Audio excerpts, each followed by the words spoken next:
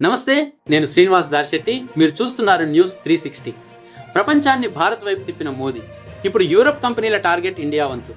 AI నుంచి green energy వరకు భారత్లో పెట్టుబడులకు యూరప్ క్యూ కట్టనుంది. మోదీ ఒక్క పిలుపుతో ఇండియాలో పెట్టుబడులకు యూరప్ దిగ్గజాల ఆసక్తి ఎందుకు చూపుతున్నారు? ప్రపంచ బిజినెస్ లీడర్లకు మోదీ స్ట్రాంగ్ మెసేజ్ ఇచ్చారా? భారత్తోనే భవిష్యత్ అనే విధంగా చరిత్ర సృష్టించారా? డిజిటల్ ఇండియా పవర్ ఏంటో యూరప్కు చూపించిన ప్రధాని మోదీ వ్యూహం ఏంటి? న్యూస్ 360 ప్రత్యేక కథనంలో చూద్దాం. ప్రపంచ వ్యాపార రంగం దృష్టి ఇప్పుడు భారత్పై పడుతోంది.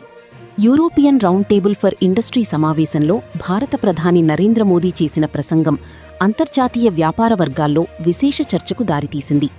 యూరప్కు చెందిన ప్రముఖ కంపెనీలు భారత్లో తమ పెట్టుబడులను మరింత విస్తరించాలని ప్రధాని మోదీ స్పష్టమైన పిలుపునిచ్చారు. వేగంగా అభివృద్ధి చెందుతున్న భారత ఆర్థిక వ్యవస్థ, డిజిటల్ విప్లవం, పారిశ్రామిక రంగ పురోగతి, స్టార్టప్ సంస్కృతి ప్రపంచ పెట్టుబడిదారులకు అపార అవకాశాలను అందిస్తున్నాయని ఆయన తెలిపారు.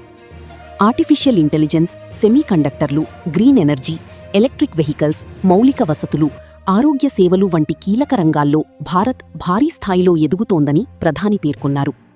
Make in India, digital India, startup India వంటి కార్యక్రమాలు ప్రపంచ కంపెనీలకు భారత్ను అత్యంత విశ్వసనీయ వ్యాపార కేంద్రంగా మార్చాయని తెలిపారు.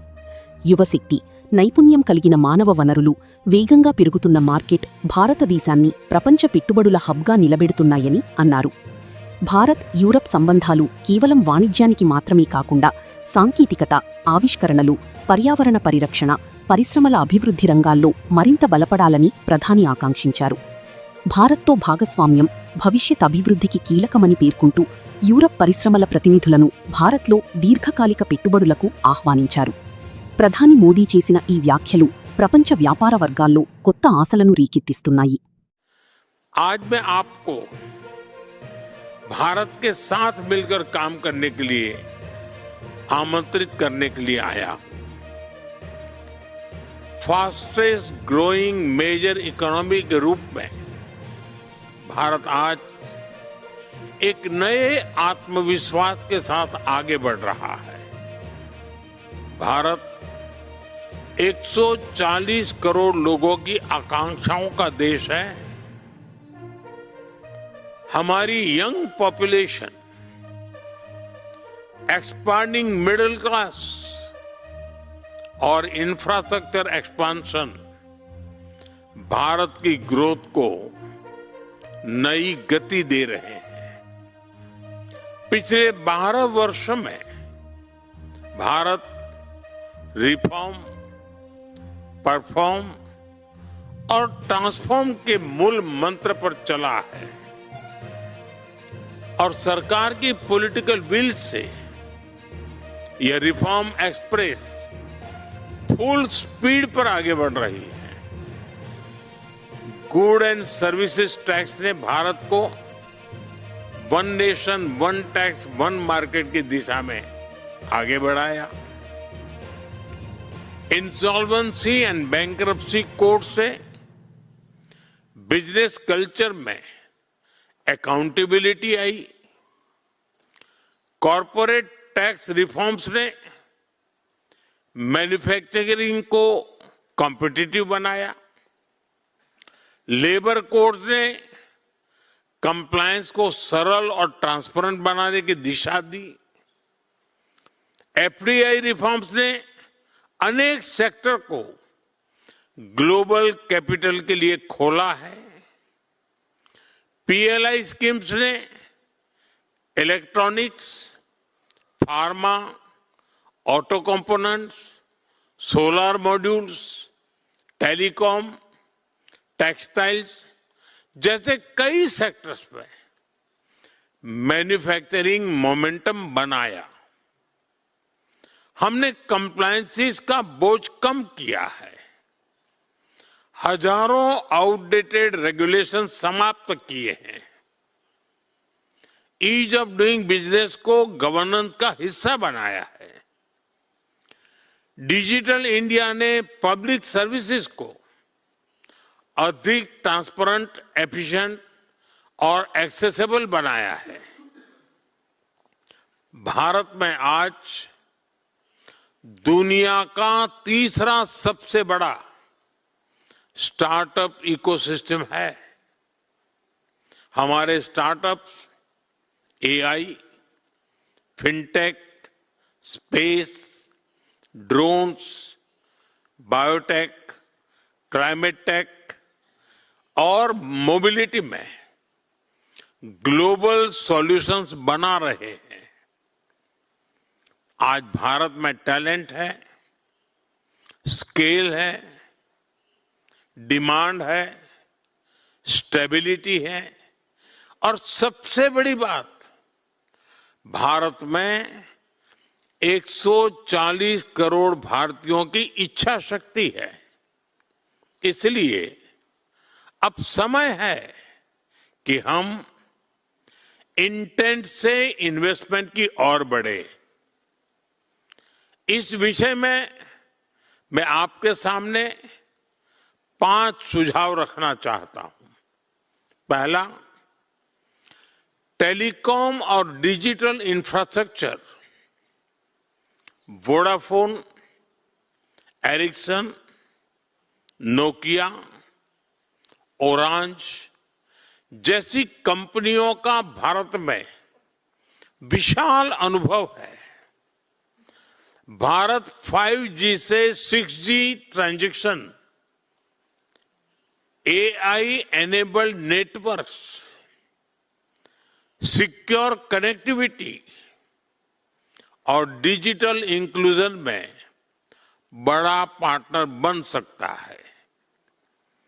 आप सभी भारत को ग्लोबल R&D हब बनाने में योगदान दे सकते हैं।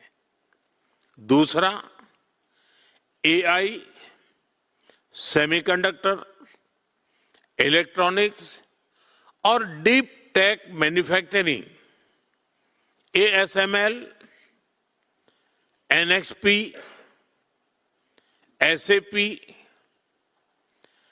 कैपजेमिनी जैसे लीडर्स आज यहां मौजूद है। मैं आपको भारत के तेजी से विकसित हो रहे end to end technology ecosystem का भागीदार बनने के लिए आमंत्रित करता हूं। भारत का विजन स्पष्ट है। टेक्नोलॉजी इनोवेशन की अगली वेव भारत में को क्रिएट होनी चाहिए। तीसरा, ग्रीन ट्रांजिशन और क्लीन एनर्जी, अनिश्चित ग्लोबल एनवायरनमेंट में भारत एनर्जी सिक्योरिटी और क्लीन एनर्जी कैपेसिटी को मजबूत करने पर फोकस कर रहा है। एनजी, टोटल एनर्जीज, शेल, यूमिकोर जैसी कंपनियां clean energy, hydrogen, energy storage, EV और डीकार्बनाइजेशन में लीडर्स हैं। आप भारत में बड़े पैमाने पर निवेश कर सकते हैं। चौथा, इंफ्रास्ट्रक्चर, मोबिलिटी और urban transformation, Volvo, Maersk, Airbus, साब, आर्सेलर मित्तल और हाइडेलबर्ग, इन सबके एक्सपर्टाइज भारत के ट्रांसफॉर्मेशन से सीधे जुड़ती है।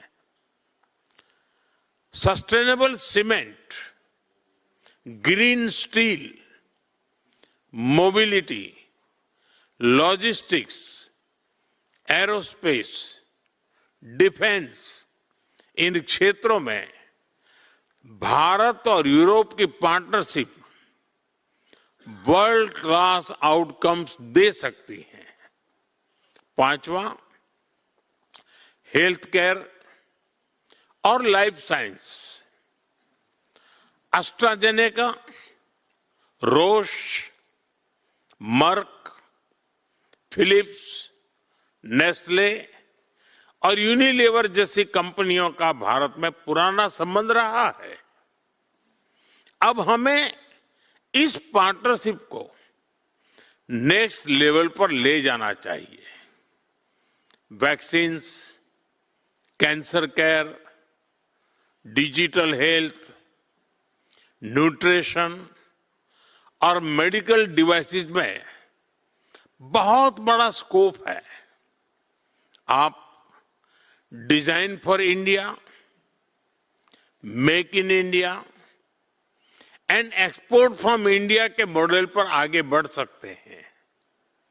समय की सीमा के कारण मैं यहां उपस्थित सभी कंपनियों का नाम नहीं ले सका, लेकिन भारत के अवसर सभी के लिए हैं और मेरा निमंत्रण भी आप सभी के लिए है।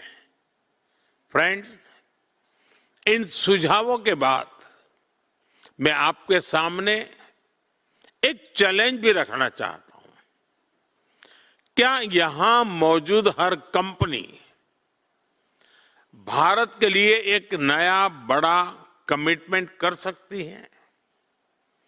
क्या हम अगले 5 वर्षों में भारत में शुरू किए जाने वाले फ्लैगशिप प्रोजेक्ट्स की पहचान कर सकते हैं?